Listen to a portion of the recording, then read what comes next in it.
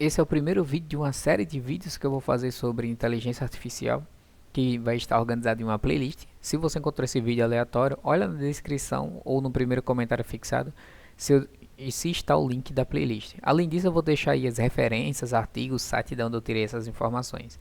Nesse primeiro vídeo e nos demais, eu vou estar usando como principal referência esse livro aqui, uma inteligência artificial, uma abordagem de aprendizagem de máquina, desses autores aqui. Tá aí na descrição a referência normal BNT, feito por brasileiros, tá?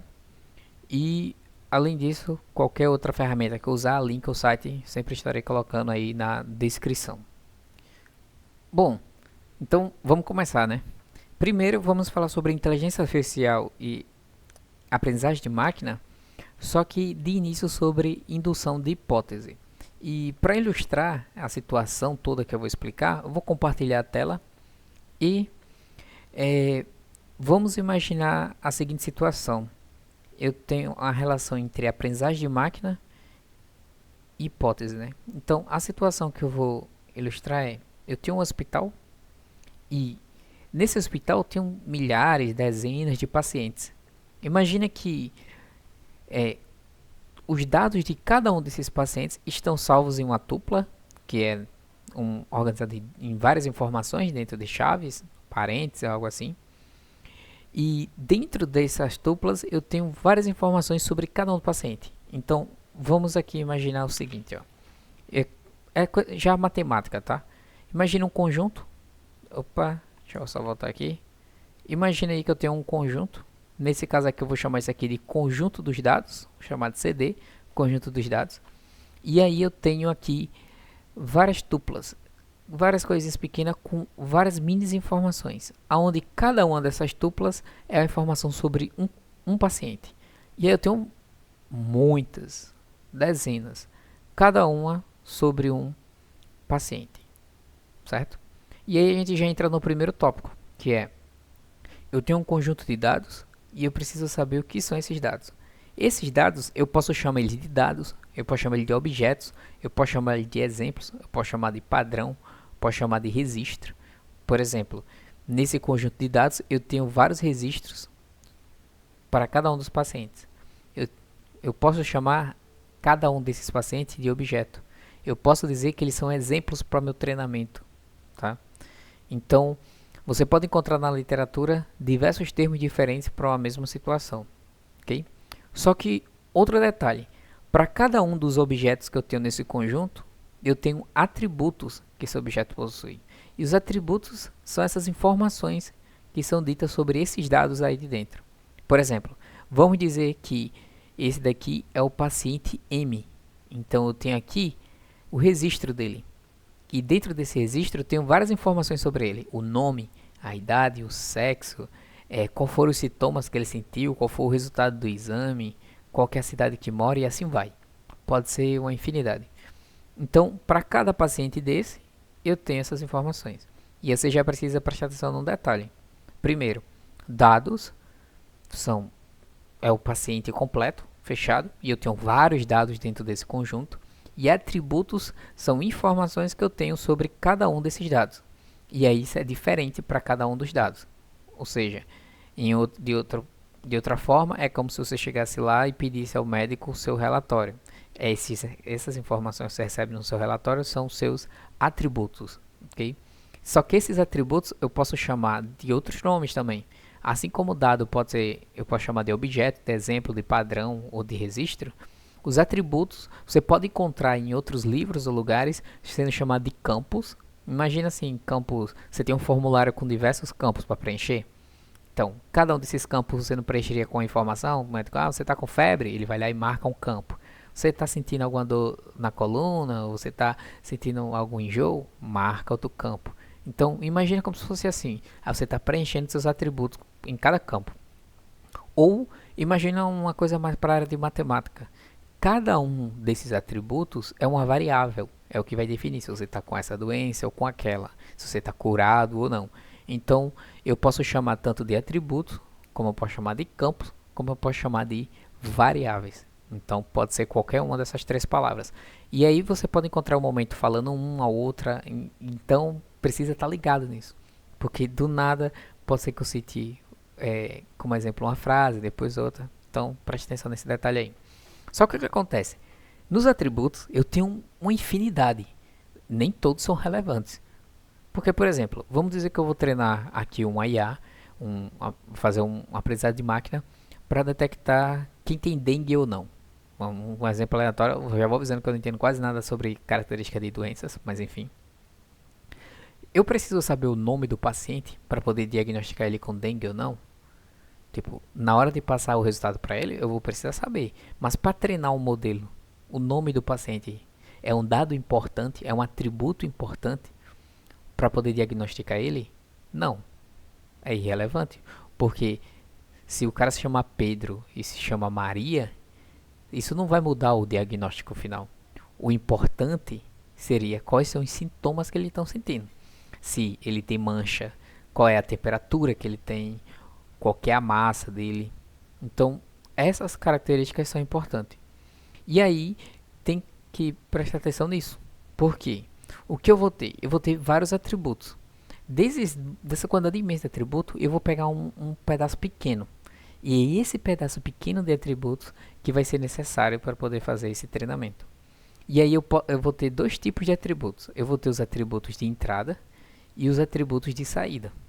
Os atributos de entrada, como o nome bem sugere, e outro detalhe, você pode encontrar atributos de entrada como também atributos de atributo de previsão, ou você pode encontrar também como atributo previsores. Então, por exemplo, o nome já é sugestivo. Atributos previsores são aqueles atributos que tentam prever alguma coisa. Então imagina assim, eu tenho várias informações, eu peguei determinado conjunto de atributos e os atributos de entrada vão ser aqueles atributos que eu consigo utilizar para tentar prever alguma coisa. Então posso chamar tanto de atributos de entrada quanto de atributos previsores, ok? Pegando esse conjunto de atributos previsores, o modelo vai ser treinado e tudo mais. Nesse conjunto imenso, eu vou ter o atributo de saída. O que seria esse atributo de saída? Nada mais é do que pegar vários atributos, retirar vários para treinar e tentar encontrar uma resposta. Tá? Então, eu vou até definir melhor aqui, seguindo o que está certo no livro. O atributo de saída são os valores, né, que podem ser estimados, ou seja, é o resultado que você pode estimar utilizando os valores dos demais atributos. Ou seja, o que seria um atributo de saída? É você conseguir determinado valor utilizando os demais atributos de entrada que foram passados. Em outras palavras, olha, o paciente chegou com isso, isso, isso e isso. Ele tem o quê? Pega esses atributos e vai ter essa doença. Só que o atributo de saída, você também, como todos os outros, você pode encontrar ele com vários outros nomes na literatura. Você pode encontrar como sendo chamado de atributo alvo ou como ser chamado de atributo meta. E mais uma vez o nome faz sentido. Atributo alvo é onde você quer chegar e atributo meta, mesma coisa. Então, durante o treinamento de um modelo, eu vou ter os atributos de entrada, que são todas essas informações, e eu vou ter os atributos de saída, que é onde eu quero chegar. E aí, claro, vai depender do modelo como vai ser atribuído esses atributos de saída. E a gente vai explorar isso um pouco mais na frente, tá? Porque eu posso ter, por exemplo, várias fichas sobre os pacientes e eu posso ter várias características que ele teve e ter o diagnóstico, né, o resultado do exame dizendo qual foi a doença.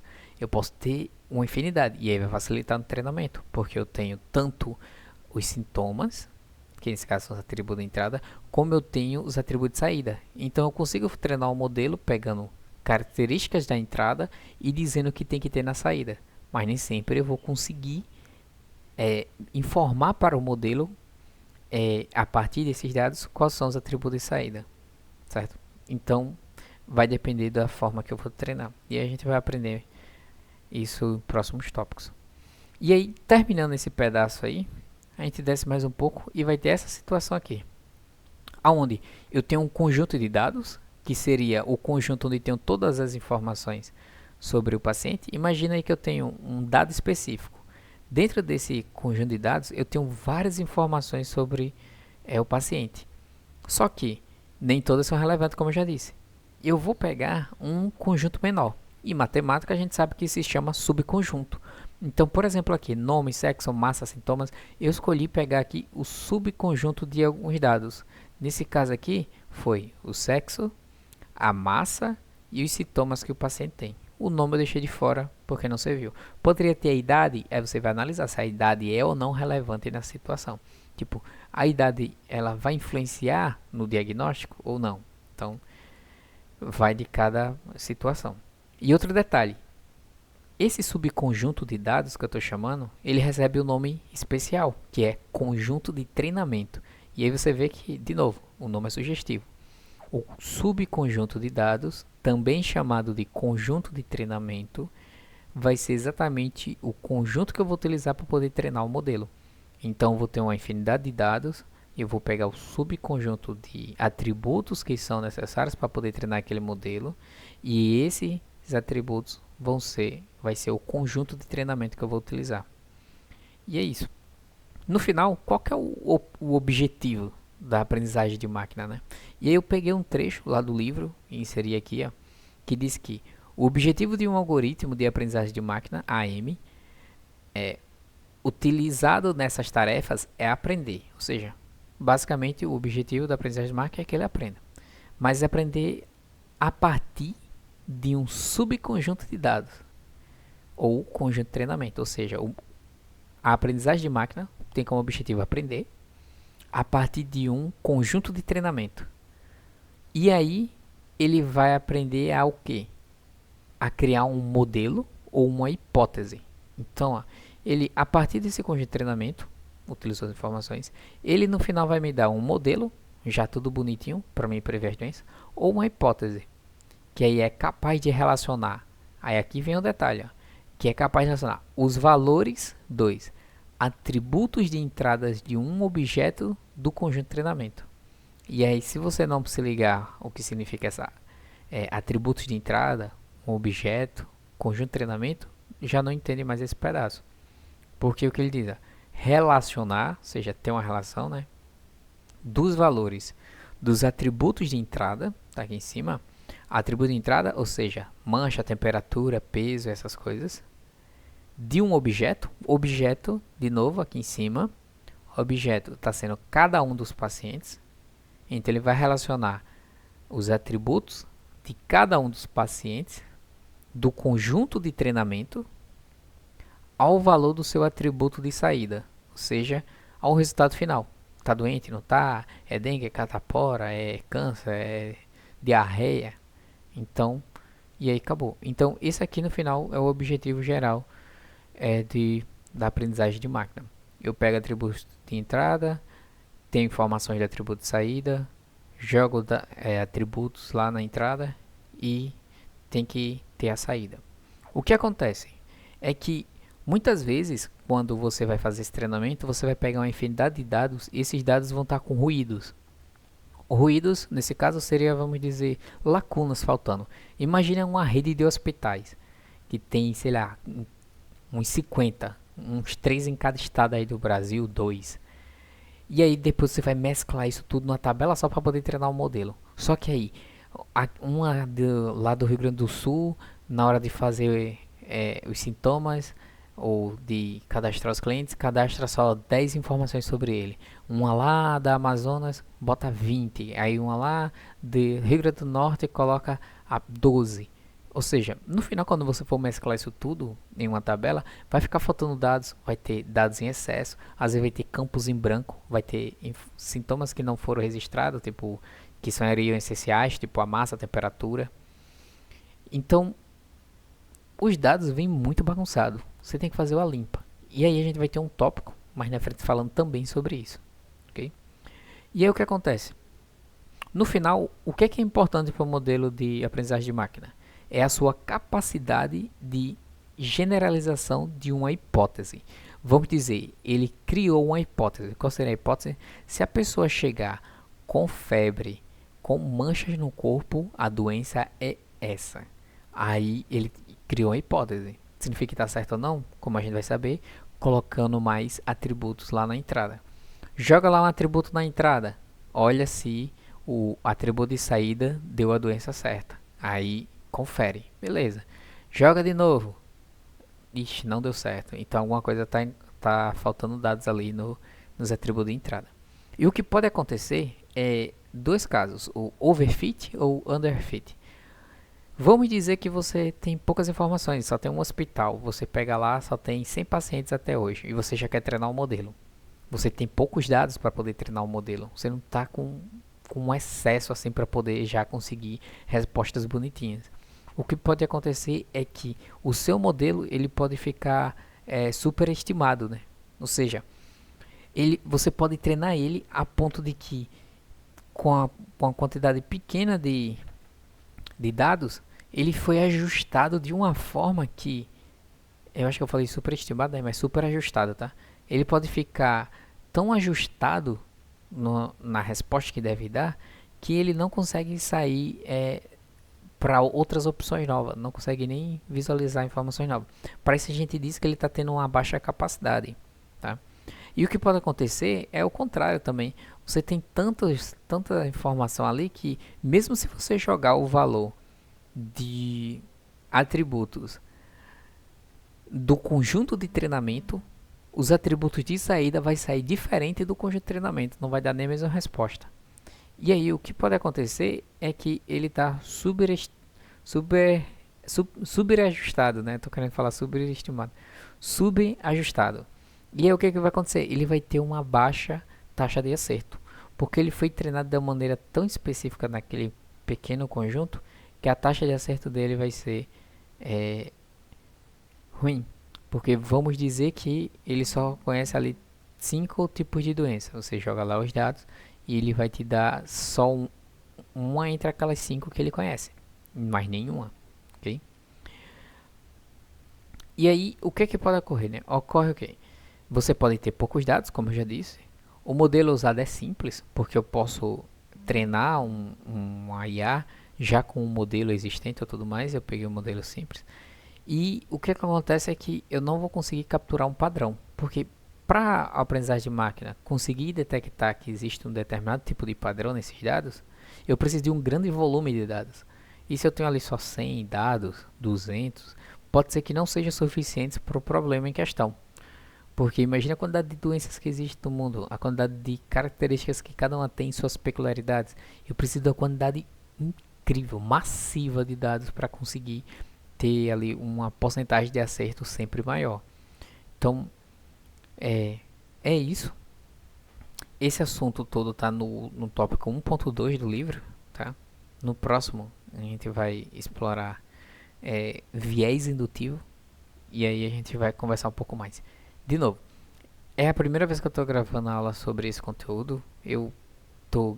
Se você não assistiu o primeiro vídeo desse canal, assista para você entender qual é o objetivo do canal. Eu sei que eu travei em alguns momentos e tudo mais, mas o objetivo é esse. Eu gravo esse primeiro vídeo, eu vou aprender o conteúdo junto e eu vou usar para que eu me desenvolva. E aí a partir disso, tá tudo, né?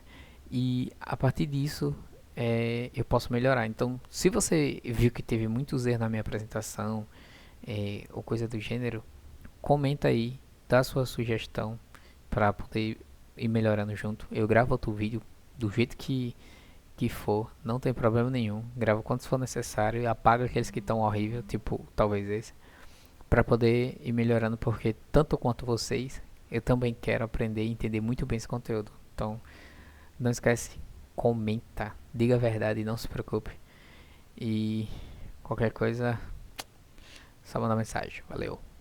Ah, curte também aí, hein? Compartilha aí com seu coleguinha.